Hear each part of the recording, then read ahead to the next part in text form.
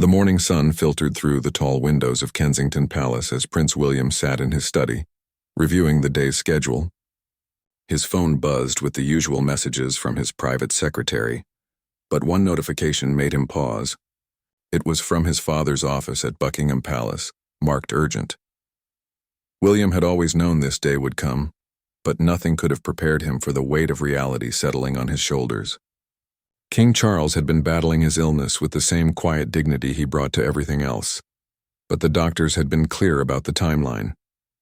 Months, not years. The call came at exactly 3:17 p.m. William remembered the precise time because he had been watching the clock, dreading yet anticipating this moment.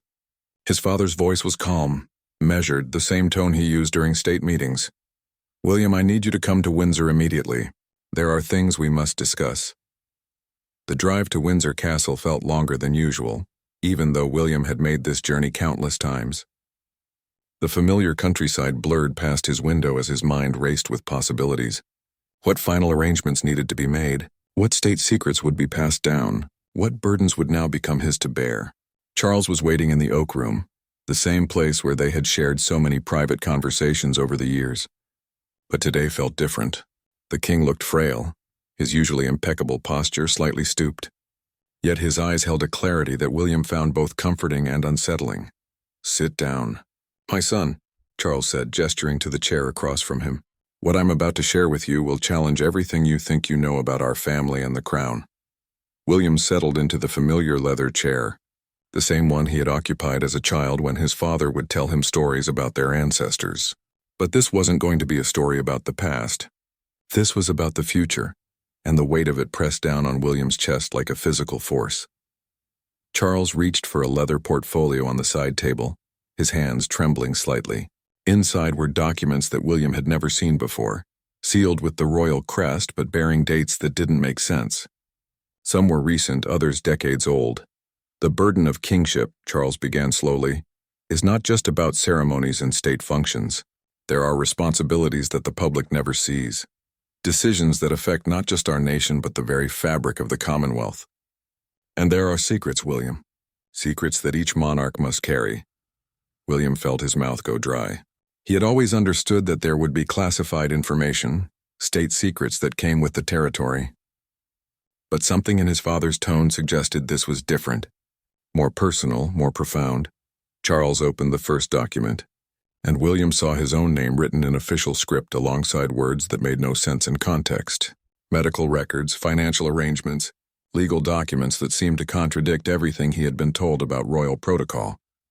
"Your brother Harry," Charles continued, his voice barely above a whisper, "made choices that we publicly disagreed with. But what the world doesn't know is that those choices were influenced by information I shared with him. Information that I'm now sharing with you." The room felt smaller suddenly, the ornate walls closing in as William tried to process what he was hearing. Harry's departure from royal life had been painful for the entire family, played out in the public eye with all the messy complications that came with modern media scrutiny. But if there were hidden reasons, secrets that justified or explained Harry's decisions, then everything William thought he understood about recent family history was wrong. Charles pulled out a photograph, aged and slightly yellowed. It showed a young woman William didn't recognize, standing next to a man who looked remarkably like his grandfather, Prince Philip, but couldn't be him based on the clothing and setting. "Every generation of our family has faced moments where personal truth conflicts with public duty," Charles explained. "Your grandmother faced it during the war. I faced it with your mother, and now you will face it with decisions that will define not just your reign, but the future of the monarchy itself." William's hands were shaking now, though he tried to hide it. The photograph seemed to stare back at him, holding secrets he wasn't sure he wanted to learn. Whatever his father was building up to, whatever final wish or revelation was coming, William could sense it would change everything. Charles closed the portfolio and looked directly at his son. "What I'm about to ask of you goes against every instinct you have about duty, honor, and family loyalty. But it's necessary for the survival of everything we've worked to build." The afternoon light was fading now, casting long shadows across the room. William realized he had been holding his breath, and when he finally exhaled, it came out as a shaky sigh. Whatever was in those documents, whatever secrets his father was about to reveal, would become his burden to carry. The weight of the crown was heavier than he had ever imagined, and he hadn't even inherited it yet. Charles reached across the table and placed his hand over William's. "I need you to promise me something, and I need you to promise before you hear what it is, because once you know, there will be no going back. Your entire understanding of our family, our history, and your future responsibilities will change forever." William looked into his father's eyes and saw something he had never seen before. Not just illness or fatigue, but a deep, abiding sadness mixed with determination. This wasn't just about royal duties or state secrets.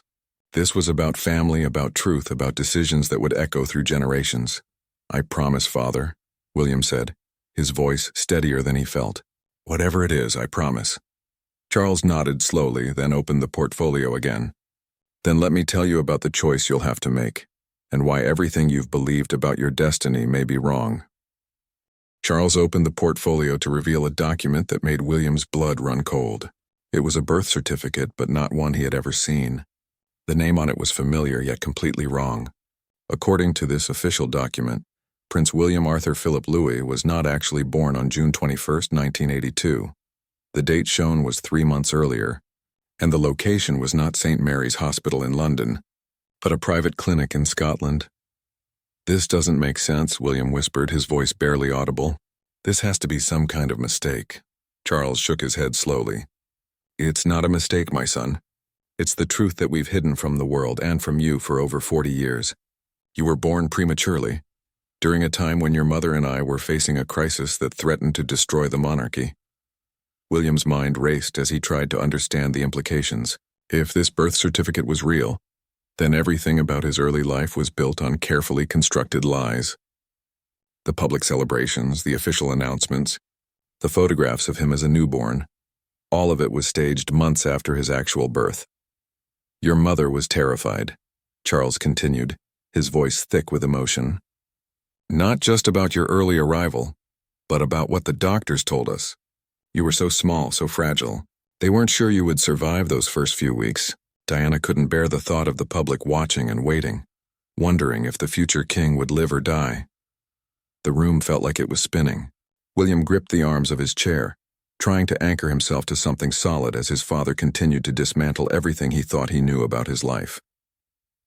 Charles pulled out another document, this one bearing the seal of the Church of England. "Your christening, which the world watched on television, was actually your second christening. The first one happened in that Scottish clinic with only your mother, myself, and the Archbishop present. We baptized you in secret, just in case I died," William finished, the words tasting bitter in his mouth. "Yes," Charles admitted, "and when you not only survived but thrived, we faced an impossible choice. Tell the world the truth and admit we had lied about something so fundamental, or maintain the fiction and protect the mystery that surrounds royal births. Your mother chose to protect you from the scrutiny that would come with the truth." William stood up abruptly, pacing to the window that overlooked the castle grounds. Outside, tourists were taking photographs, completely unaware that inside these walls, the future of the monarchy was being redefined by revelations that challenged everything they believed about the royal family. "But why tell me this now?" William asked, still facing the window. "Why not take this secret to your grave?" Charles was quiet for a long moment. When he finally spoke, his voice carried a weight that William had never heard before. "Because there's more, William, much more. And the decision you'll need to make about what I'm going to show you next will determine whether the monarchy survives the next generation." William turned around to find his father holding a thick manila envelope sealed with red wax. The seal bore not the royal crest, but a symbol William didn't recognize, intertwined letters that seemed ancient and mysterious. "This envelope contains documents that 3 people in the world have seen. Myself, your grandmother before she died, and now you. What's inside will explain why Harry really left the family, why certain decisions about the line of succession may need to be reconsidered, and why your future as king is not as certain as everyone believes." The envelope seemed to burn in Charles's hands as he held it out to William. "Before you take this, I need you to understand that once you read what's inside, you cannot unknown it. You will carry this burden for the rest of your life just as I have carried it, and your grandmother before me." William's hands trembled as he reached for the envelope. It was heavier than he expected, thick with documents that represented decades of hidden truths. The wax seal cracked under his fingers, releasing what smelled like old parchment and secrets. The first document made him sink back into his chair. It was a genetic analysis conducted in complete secrecy that called into question not just his own lineage, but the legitimacy of the entire Windsor line. The scientific terminology was complex, but the implications were crystal clear. "This can't be real," William said, his voice hollow. "You're telling me that our entire family tree is based on lies?" Charles nodded grimly. "Not lies exactly, but simplifications, convenient omissions. Royal families have always been more complicated than the public narrative suggests. Marriage alliances, political necessities, personal relationships that couldn't be acknowledged publicly. They all leave traces in the bloodline that don't always match the official story." William continued reading, each page revealing another layer of deception. Financial records showing payments to individuals whose names he didn't recognize. Legal documents establishing trusts and inheritances that bypassed normal royal protocols. Medical records that suggested certain members of the royal family had health conditions that were never disclosed to the public. But it was the final document that made William's world collapse entirely. It was a letter, written in his grandmother's unmistakable handwriting, addressed to him personally. The date on the letter was just 6 months before Queen Elizabeth's death. The letter began with words that chilled William to his core. "My dearest William, if you are reading this, then the time has come for you to learn why your path to the throne may not be the one the world expects, and why the choice you make in the coming months will determine the fate of everything our family has built over centuries." William's hands shook as he read his grandmother's words, each sentence revealing another secret that had been kept from him. The Queen had known about genetic irregularities in the royal bloodline. She had been aware of financial arrangements that violated constitutional principles. Most shocking of all, she had documented evidence that certain members of the royal family had been making decisions based on information that, if revealed, would cause a constitutional crisis. "She knew," William whispered. "Grandmother knew all of this, and she never said anything." Charles nodded sadly. "She carried these secrets for 70 years, William. She protected the monarchy by protecting these truths from public view. But she also knew that eventually, someone would have to make a choice about whether to continue the deception or reveal the truth and face the consequences." The letter continued with instructions that made William's head spin. His grandmother had established secret protocols for transferring power that bypassed traditional succession laws. She had created financial mechanisms that could support the royal family, even if they were stripped of their official status. Most remarkably, she had negotiated agreements with Commonwealth nations that would allow for a complete restructuring of the monarchy if circumstances required it. "This is why Harry left, isn't it?" William asked, looking up from the letter. "You showed him some of this, and he couldn't handle it." "Harry learned about the genetic questions," Charles confirmed. "He couldn't reconcile his sense of duty with the knowledge that our entire claim to legitimacy might be built on foundations that wouldn't survive modern scrutiny. He chose to leave rather than participate in what he saw as an ongoing deception." William felt like he was drowning in revelations, each new piece of information pulling him deeper into a world of secrets he never knew existed. The weight of generations of hidden truths pressed down on him, making it difficult to breathe. Charles leaned forward, his eyes intense despite his physical frailty. "Now you understand why I needed to tell you all of this before I die. Because the choice your grandmother wrote about in that letter, the choice that will determine the future of the monarchy, that choice is yours to make, William. And you don't have much time to make it." William spent the next 3 days in complete isolation at his country home, telling Catherine he needed time to process some difficult family matters. The manila envelope sat on his desk like a loaded weapon, its contents too explosive to ignore, yet too dangerous to fully confront. He had read his grandmother's letter 17 times, each reading revealing nuances he had missed before. The Queen had been methodical in her documentation, leaving a trail of evidence that painted a picture of a monarchy built on carefully managed myths. But more than that, she had outlined a specific timeline for when these secrets would become impossible to maintain. That timeline was now. The letter explained that advances in genetic genealogy, combined with increasing public scrutiny of royal finances and growing Republican sentiment in Commonwealth nations, meant that the traditional model of monarchy was approaching its expiration date. The Queen had calculated that William's generation would be the last with the option to choose how the institution evolved. His phone had been ringing constantly. Catherine was worried. His private secretary was fielding questions about his absence from scheduled events, and his father had called twice asking if he was ready to discuss the next steps. William ignored them all, knowing that every conversation he had from now on would be colored by the weight of what he now knew. On the fourth morning, William made a decision that would have seemed impossible a week earlier. He called Harry. The conversation was awkward at first. They hadn't spoken privately since Harry's explosive interview with Oprah, and the distance between them felt like an ocean, despite the fact that Harry was only a few time zones away in California. "I know why you left," William said without preamble, once they had gotten through the uncomfortable pleasantries. There was a long silence on the other end of the line. When Harry finally spoke, his voice was barely above a whisper. "Father told you. He showed me everything. The genetic analysis, the financial arrangements, grandmother's letter. All of it." Harry's sigh was audible across the thousands of miles between them. "I'm sorry you have to carry this now, William. I really am. I know how it feels to have everything you believed about your life suddenly become questionable. Is that why you really left? Not because of the media pressure or the institutional racism, but because you couldn't live with these secrets?" "All of those things were true," Harry said carefully. "But yes, knowing what I knew made it impossible to continue playing the role. How could I represent the monarchy when I wasn't even sure our claim to represent it was legitimate?" William walked to his window, looking out at the grounds where he had played as a child, where he had brought his own children to play. Everything looked the same, but it all felt different now, like a movie set rather than a real place. "What did Meghan say when you told her?" "I didn't tell her everything," Harry admitted. "Some secrets are too dangerous to share, even with the people we love most. She knows there were family issues beyond what the public saw, but the specifics, those stay with the family." That phrase, "those stay with the family," is echoed in William's mind. It was exactly what their grandmother had written in her letter. Certain truths were too dangerous for anyone outside the direct line of succession to know.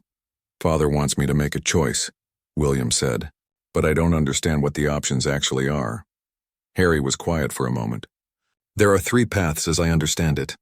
Continue the deception and hope that modern technology and investigative journalism never uncover what we know.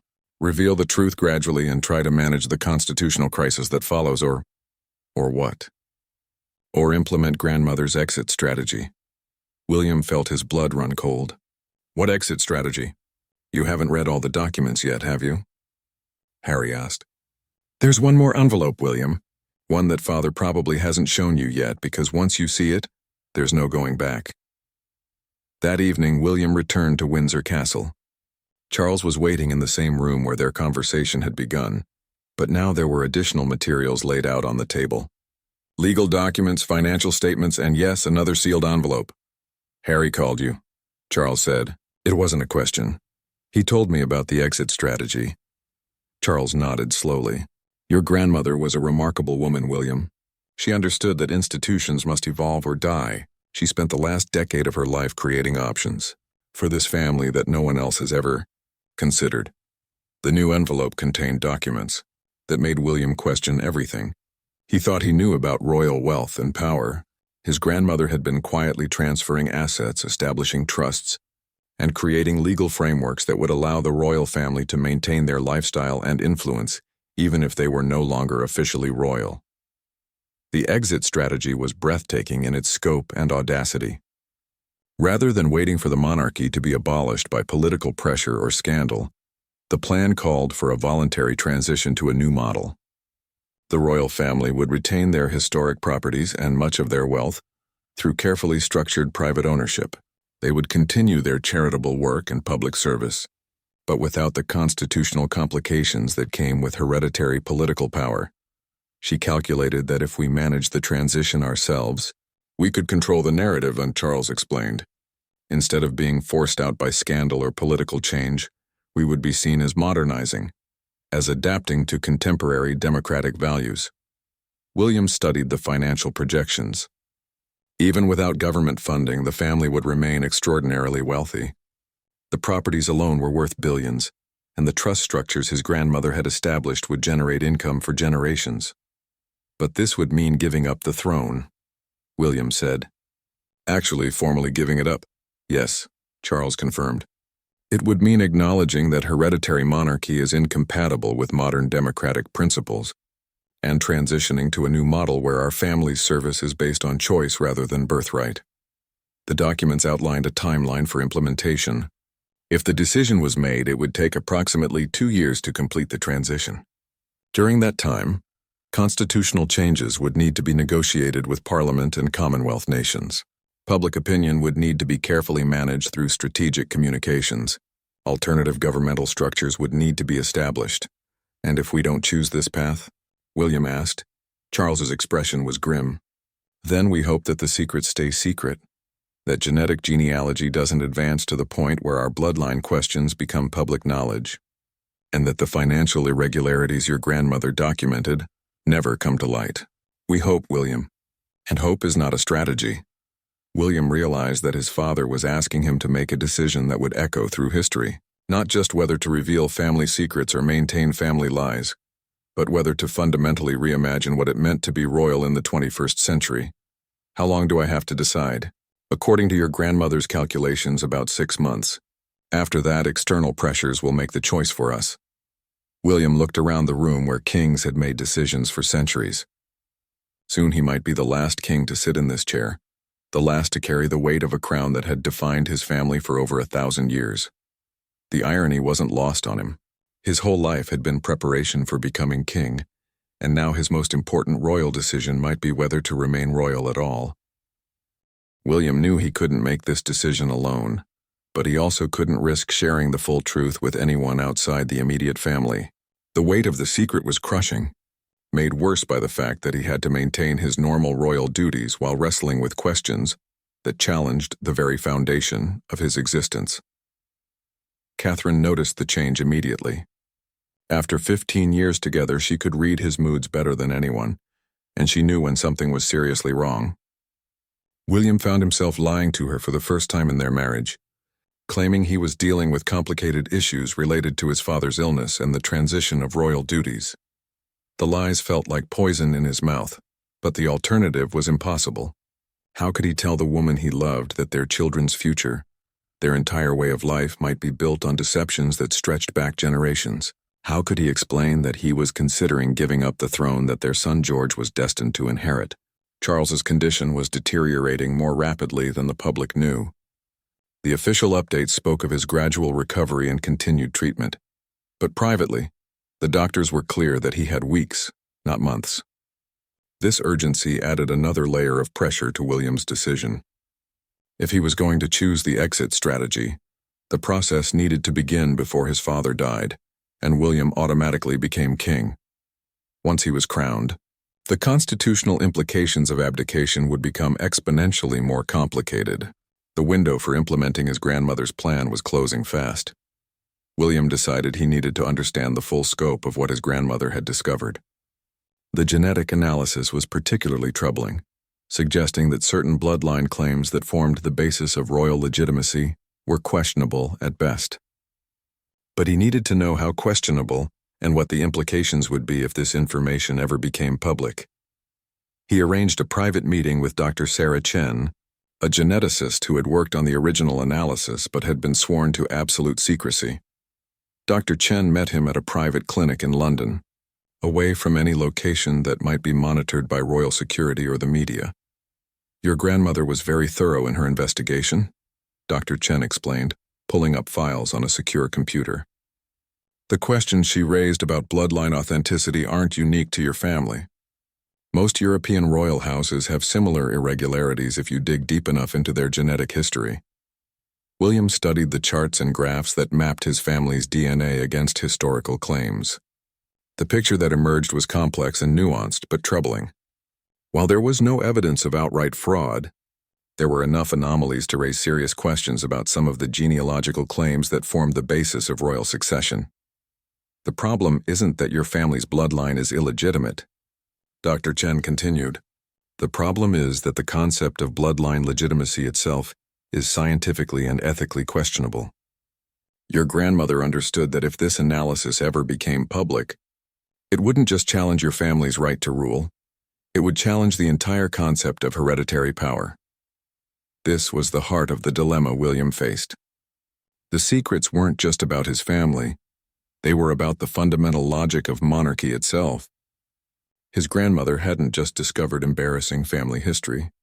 She had uncovered evidence that the institution they represented was built on assumptions that modern science and democratic values couldn't support. William's next stop was a meeting with Sir Marcus Whitfield, the family's longtime financial advisor, who had helped implement many of the Queen's secret arrangements. Sir Marcus was one of only 3 people outside the immediate royal family who knew the full scope of the exit strategy. Your grandmother was decades ahead of her time, Sir Marcus explained as they sat in his private office overlooking the Thames. She understood that institutional wealth needed to be protected independently of institutional power. The financial structure she created would allow your family to maintain your lifestyle and continue your charitable work regardless of your official status. The numbers were staggering. Through careful management and strategic investments, the Queen had accumulated personal wealth that far exceeded what most people realized. The Crown Estate, the Duchy of Cornwall, and various private holdings had been structured in ways that would allow for smooth transition to private ownership if necessary. But the public backlash would be enormous, William pointed out. People would see this as the ultimate betrayal, giving up responsibility while keeping the wealth. Sir Marcus nodded. Your grandmother anticipated that criticism. Part of the exit strategy involves unprecedented levels of charitable giving and public service commitments. The family would essentially become the world's most well-funded philanthropic organization, using your inherited wealth and public platform for social good rather than ceremonial duties. William realized that his grandmother had thought of everything. She had created a path that would allow the family to maintain relevance and purpose, while shedding the constitutional complications that made their position increasingly untenable.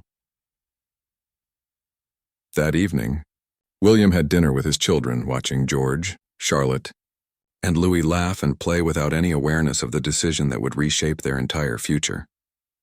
George, at 10 years old, was already beginning to understand his destiny as future king. He asked questions about royal duties and spoke with pride about following in his father's footsteps. Looking at his son, William felt the full weight of the choice before him.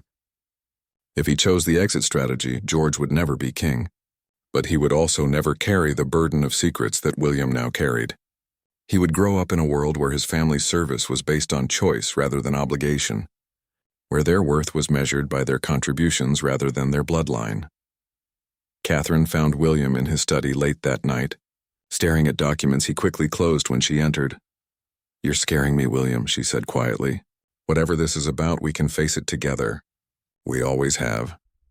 William looked at his wife, the woman who had chosen to marry into this complicated family, knowing full well the challenges it would bring. She deserved to know the truth, but telling her would make her complicit in secrets that could destroy everything they had built together.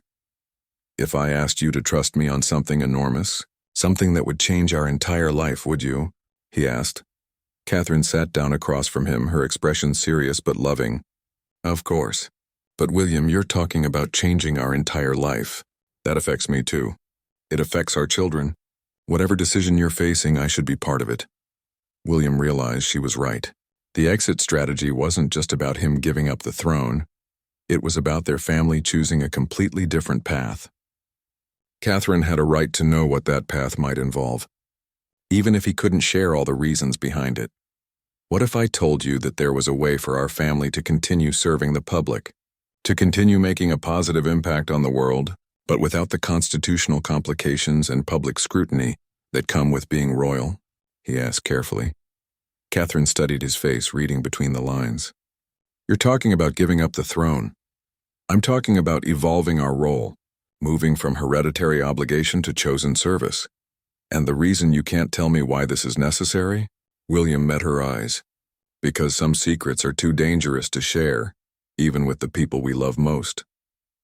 Catherine was quiet for a long moment, processing the implications of what he had said. When she finally spoke, her voice was steady but sad. "How long do we have to decide?" "Not long," William admitted. And once we choose, there's no going back. The next morning brought news that accelerated everything. Charles had been rushed to the hospital during the night, his condition more serious than anyone had anticipated. As William raced through London traffic toward the private medical facility, he realized that time had officially run out. Whatever decision he made would have to be made now, without the luxury of extended contemplation. His father was conscious but weak when William arrived. The doctors spoke in careful, measured terms, but their meaning was clear. Charles had days, perhaps hours, rather than the weeks they had been hoping for. "Have you decided?" Charles asked, his voice barely above a whisper. William sat beside the hospital bed, looking at the man who had prepared him for kingship his entire life, now asking him to consider giving it up. "I need to understand something first," William said. "What was your choice going to be? If you had more time, if you were healthy enough to implement this decision yourself, what would you have chosen?" Charles smiled weakly. "I was going to choose the truth, William, all of it. I was going to reveal the secrets, accept the constitutional crisis, and let the British people decide what they wanted to do with a monarchy that had been built on foundations that couldn't withstand modern scrutiny." This surprised William. "Not the exit strategy? Your grandmother's plan is brilliant, but it's still a form of deception," Charles explained. "It allows us to maintain our privileges while avoiding accountability for the lies that created those privileges. I believe our family has hidden enough truth for enough generations. If I had been healthy enough to see this through, I would have chosen transparency, regardless of the consequences." William felt something shift inside him as he listened to his father's words. The choice wasn't just between maintaining deception or implementing a clever exit strategy. There was a third option that his grandmother had considered but ultimately rejected as too dangerous. "You want me to tell the truth about everything?" William said. Charles nodded. "I want you to give the British people the choice that previous generations never had. Let them decide whether they want a monarchy based on bloodline myths, whether they want to transition to the model your grandmother designed, or whether they want something entirely different. But the chaos that would follow would be temporary," Charles interrupted, "and it would be honest chaos rather than the managed deception we've been living with for decades. William, you have the opportunity to be the most important monarch in British history, not because of what you preserve, but because of what you're brave enough to change." Over the next 2 days, as Charles's condition continued to deteriorate, William found himself in an impossible position. Constitutional law required that the moment his father died, William would automatically become king. There would be no gap, no time for reflection or planning. The weight of the crown would transfer to him instantly, along with all the legal and ceremonial obligations that came with it. If he was going to implement any kind of change, whether the exit strategy or the complete transparency his father advocated, the process would need to begin while Charles was still alive. This would require Charles to take the unprecedented step of abdicating while on his deathbed, transferring power to William under circumstances that had never been tested in British constitutional law. William called an emergency meeting with the most senior constitutional experts in the country. In a secure conference room at Buckingham Palace, he outlined the situation without revealing the specific secrets that had prompted this crisis. "What you're describing would be constitutionally possible," explained Professor Margaret Thornfield, the country's leading expert on royal succession law. "But it would require formal abdication documents, parliamentary notification, and coordination with Commonwealth nations. Under normal circumstances, this process would take weeks." "How long under emergency circumstances?" William asked. 48 hours minimum, and that would be with complete cooperation from all relevant parties. William realized that implementing any significant change would require revealing at least some of the truth to key government officials. The Prime Minister would need to understand why emergency constitutional procedures were necessary. Commonwealth leaders would need to be briefed on the implications. The Archbishop of Canterbury would need to be prepared for unprecedented ceremonial requirements. Each person who learned the truth increased the risk of public exposure. Before William was ready to control the narrative, Catherine had been remarkably supportive, despite not knowing the full scope of what was driving William's decision. She had spent hours researching what their life might look like if they chose the exit strategy, how they could restructure their charitable work and public service in ways that didn't depend on royal status. The children would have more normal lives, she pointed out during one of their late-night conversations. George wouldn't carry the burden of knowing he was destined to be king. Charlotte and Louis would have more freedom to choose their own paths. But they would also lose something, William countered. The platform to make a difference, the resources to support causes they care about, the connection to 1,000 years of history. They would lose the obligation, Catherine corrected. But if we structure this right, they could choose to maintain the service and the impact. Harry called again, this time from an airport. He was flying back to London, having heard about their father's deteriorating condition. I can be there to support whatever decision you make, Harry said. Meghan understands that this is bigger than our personal family issues.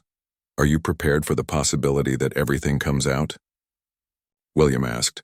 All the secrets, all the revelations about bloodline and legitimacy and financial arrangements? I've been preparing for that possibility since the day I learned the truth, Harry replied. In some ways, it would be a relief. Living with these secrets has been harder than living with the consequences of revealing them could ever be. When Harry arrived at the hospital, William saw his brother with new eyes.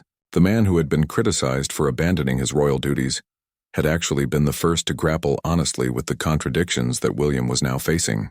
Harry's departure from royal life hadn't been an escape from responsibility. It had been a response to truths that made traditional royal responsibility feel impossible.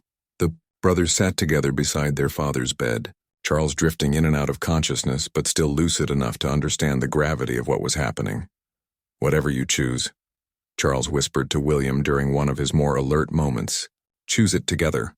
Your grandmother's greatest regret was that these secrets divided our family instead of uniting us. Don't let her mistakes become your burden. William looked at Harry, then back at their father. What if we chose something that none of the documents anticipated? What if we chose to reveal the truth but maintain the institution? Accept the constitutional crisis but use it as an opportunity to rebuild the monarchy on more honest foundations? Charles smiled. The first genuine smile William had seen from him in weeks. Now you're thinking like a king, my son. Not like someone who inherited power, but like someone who earned the right to wield it. As night fell over London, William realized that the choice he made in the next few hours wouldn't just determine his own future, but would establish a precedent for how democratic societies dealt with inherited power in the modern world. The weight of that responsibility was terrifying, but for the first time since learning his family's secrets, it also felt like a privilege worth protecting. At 3:47 a.m., King Charles III passed away peacefully in his sleep, with William and Harry at his bedside. In that moment, William Arthur Philip Louis automatically became King William III, inheriting not just a crown but the most complex set of royal secrets in British history. The next few hours moved with the mechanical precision that royal protocol demanded. The Prime Minister was notified. Commonwealth leaders received official word. The BBC interrupted regular programming to announce the death of the king and the accession of his successor. But beneath the familiar ceremonies, William was operating on a timeline that no previous monarch had ever faced. He had approximately 72 hours before Charles's funeral, which would be attended by world leaders and watched by billions of people. That funeral would be William's first major public appearance as king, and he had decided it would also be the moment when he began the most radical transformation of the British monarchy in over 1,000 years. The documents his grandmother had prepared included detailed plans for managing a constitutional crisis, but they assumed months of preparation, not hours. William found himself adapting those plans in real time, making decisions that would normally require extensive consultation with Parliament, the Church, and Commonwealth governments. His first call was to the Prime Minister, Sarah Matthews, a pragmatic woman who had worked closely with Charles during his brief reign. William asked for an emergency meeting, citing unprecedented circumstances related to constitutional continuity. When Prime Minister Matthews arrived at Buckingham Palace at 6 a.m., still wearing clothes she had thrown on after being woken by William's call, she was not prepared for what he had to tell her. Prime Minister, I need to share information with you that will fundamentally change your understanding of the British monarchy, William began. What I'm about to reveal will require immediate constitutional consultation and may result in the most significant governmental crisis in our nation's history. Matthews, a former constitutional lawyer herself, listened with growing astonishment as William outlined the genetic questions, the financial irregularities, and the secret arrangements that had been hidden from public view for decades. He stopped short of revealing every detail, but shared enough to make clear that traditional royal succession was built on foundations that couldn't survive modern scrutiny. "Your Majesty," Matthews said slowly, "are you telling me that you're questioning your own right to the throne?" "I'm telling you that my family has been questioning it for years," William replied. "And rather than continue to hide that uncertainty from the British people, I believe they deserve to know the truth and decide for themselves what kind of constitutional arrangement they want." Matthews was quiet for a long moment, her political instincts warring with her constitutional training. "The implications of what you're suggesting, the government would fall. There would be immediate calls for a republic. The Commonwealth could collapse. Or," William countered, "we could use this crisis as an opportunity to build something better. A constitutional monarchy that's honest about its limitations, transparent about its purposes, and accountable to the people it serves." William handed her a document that he and Harry had been working on throughout the night, a formal proposal for what they were calling the Windsor Compact instead of traditional royal succession based on bloodline. The proposal outlined a system where the monarch would be confirmed by Parliament every generation, serving at the pleasure of the people rather than by hereditary right. The monarch would retain ceremonial functions and continue charitable work, but would give up political powers and submit to regular constitutional review. Royal finances would become completely transparent, with public funds used only for official duties and private wealth, clearly separated from state resources. "You're proposing to voluntarily limit your own power," Matthews observed. "I'm proposing to make royal power legitimate in a way it hasn't been for centuries," William replied. "My father died believing that transparency was more important than tradition. I intend to honor that belief." The next crucial conversation was with the Archbishop of Canterbury, who would be responsible for conducting Charles's funeral and eventually William's coronation. The Archbishop had known Charles well and had been partially briefed on some of the family's constitutional concerns, though not the full scope of the secrets William now knew. "The funeral will be watched by the entire world," the Archbishop pointed out. Using that platform to announce radical constitutional changes could be seen as manipulating grief for political purposes. William had anticipated this objection. "I'm not planning to announce changes at the funeral. I'm planning to announce an investigation, a formal public examination of the foundations of royal legitimacy, conducted by independent experts and supervised by Parliament." "An investigation into your own right to rule?" "An investigation into whether anyone has the right to rule by virtue of birth alone," William clarified. "The British people deserve to make that decision based on facts, not myths." By midday, word was beginning to leak that something unusual was happening at the palace. Constitutional experts were being called in for emergency consultations. Senior MPs were receiving briefings about potential constitutional developments. The media was starting to ask questions about the unprecedented level of governmental activity surrounding what should have been a straightforward succession. Catherine found William in his study, surrounded by legal documents and constitutional texts, planning the most complex political maneuver in British history. "The children are asking questions," she said quietly. "They can sense that something major is happening beyond grandfather's death." William looked up from his papers, realizing that he had been so focused on constitutional implications that he hadn't adequately considered the personal impact on his family. George, Charlotte, and Louis were dealing with grief over their grandfather's death, while trying to understand why their father was suddenly surrounded by lawyers and government officials. "What do I tell them?" Catherine continued. "George is old enough to understand that his entire future is about to change. But I don't know how to explain what it's changing into because I don't fully understand it myself." William set down his papers and took Catherine's hands. "Tell them that their father is trying to make sure that their service to the country is based on choice rather than obligation. Tell them that sometimes the most important thing a king can do is make sure that his children have the freedom to choose their own path.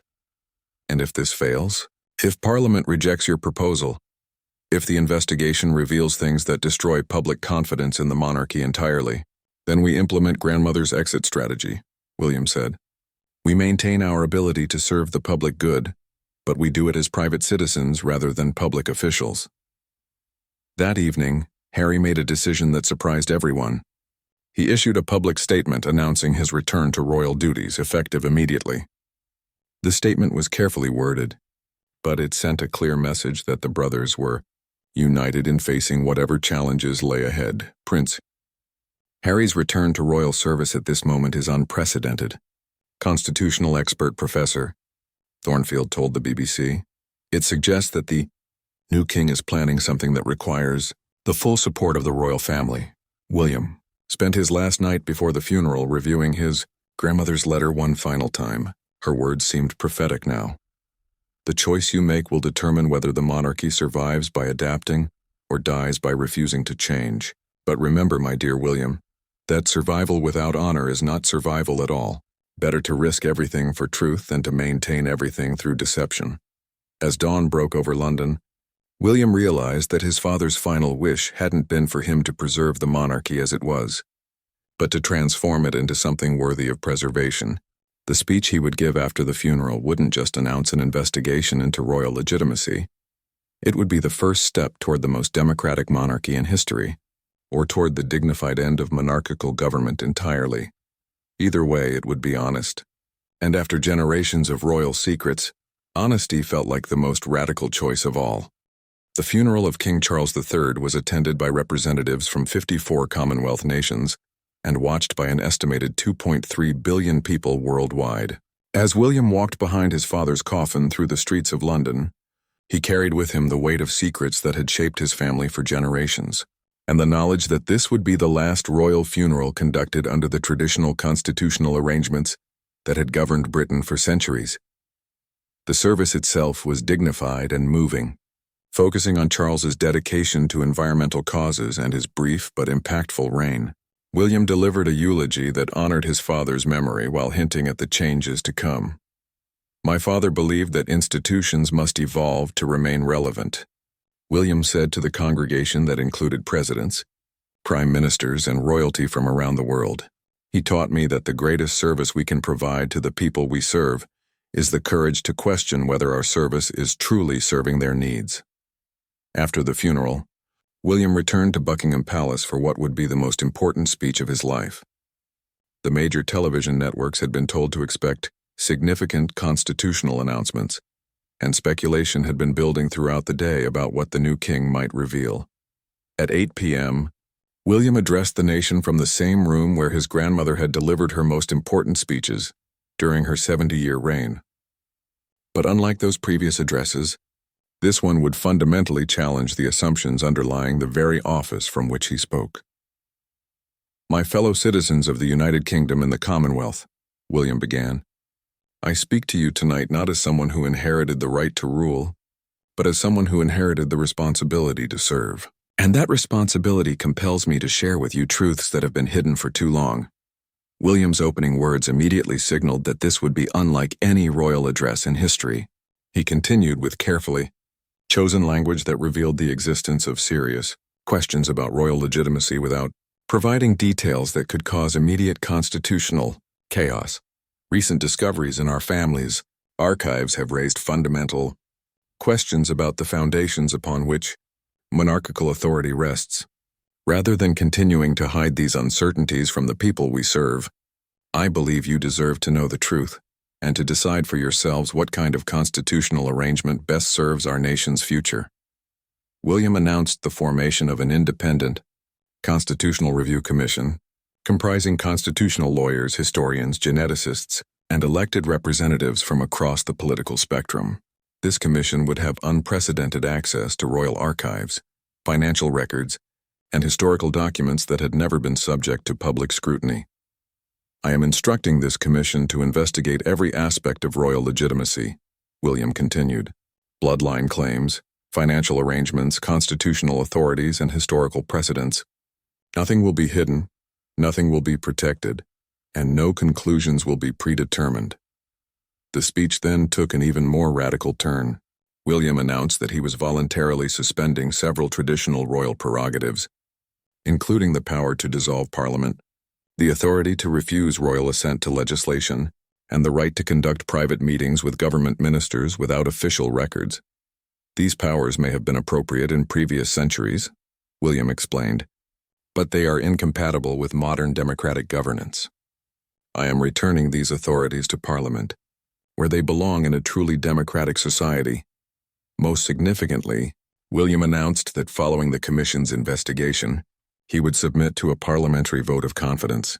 If Parliament and the people decided that constitutional monarchy was no longer appropriate for Britain, he would facilitate a smooth transition to whatever governmental structure they preferred. I serve at your pleasure. Not by hereditary right, William declared, and if you decide that my service is no longer needed or wanted, I will step aside with the same dignity with which my ancestors accepted the crown. The reaction was immediate and global. Within minutes of the speech ending, social media exploded with commentary. News organizations scrambled to analyze the implications, and government officials from around the world began issuing carefully worded statements. The British public's response was more nuanced than anyone had expected. While Republican groups immediately hailed William's announcement as vindication of their long-held positions, many others expressed admiration for his willingness to subject the monarchy to unprecedented scrutiny. He's doing what no monarch in history has had the courage to do, wrote constitutional historian Dr. Amanda Foster in her immediate analysis for The Guardian. He's volunteering to prove that his family deserves the extraordinary privileges they've inherited. The financial markets reacted with initial volatility, but stabilized once analysts realized that William's announcements included protections for constitutional continuity, regardless of the Commission's findings. The pound actually strengthened against other currencies as investors expressed confidence in Britain's ability to manage constitutional change democratically. Commonwealth leaders were more cautious, with several requesting immediate consultations about the implications for their own constitutional arrangements. Countries like Canada and Australia, which maintained the British monarch as their head of state, suddenly faced questions about their own governmental structures. Within 48 hours of the speech, over 100,000 people had volunteered to participate in the Constitutional Review Commission's work. Universities across the country offered research support, and historical societies began digitizing archives to assist with the investigation. Harry appeared alongside William at their first joint public appearance since Harry's return to royal duties, presenting a united front that surprised many observers. The brothers announced the establishment of the Windsor Foundation for Democratic Governance, funded by private royal wealth and dedicated to supporting transparent, accountable government worldwide. Our family has benefited from opacity and unquestioned authority for too long, Harry said at the foundation's launch. We want to use our resources and platform to promote the kind of transparency and accountability that we're now demanding of ourselves. Catherine emerged as a crucial figure in managing the transition, focusing on the practical implications for royal charitable work and public service. She announced that regardless of the Commission's findings, the family would continue their dedication to causes like mental health, environmental protection, and early childhood development. Service doesn't require a crown, Catherine said in her own address to the nation. It requires commitment, resources, and the support of the people you're trying to serve. We're confident that we can maintain that support based on our work rather than our titles. The children, William realized, were adapting to the changes with remarkable resilience. George, rather than seeming disappointed about the uncertainty surrounding his future as king, appeared relieved. The 10-year-old told his father that he was excited about the possibility of choosing his own path, rather than having his entire life predetermined by his birth. Does this mean I can be a pilot if I want to? George asked. This means you can be anything you want to, William replied, including king if that's what you choose and if the people want you to serve in that role. 6 months after William's historic speech, the Constitutional Review Commission released its preliminary findings. As expected, the investigation had uncovered numerous inconsistencies in royal bloodline claims and identified financial arrangements that violated modern standards of governmental transparency. But, rather than destroying public confidence in the monarchy, the Commission's work had sparked a national conversation about democratic governance that resulted in widespread support for a reformed constitutional monarchy. The British people, it turned out, were less concerned with royal perfection then with royal honesty. Parliament voted 487 to 133 to maintain constitutional monarchy under the new Windsor Compact that William had proposed. The reformed system included regular parliamentary confirmation of the monarch, complete financial transparency, and constitutional limits on royal authority that made the position truly ceremonial. William's coronation, when it finally took place, was unlike any in British history.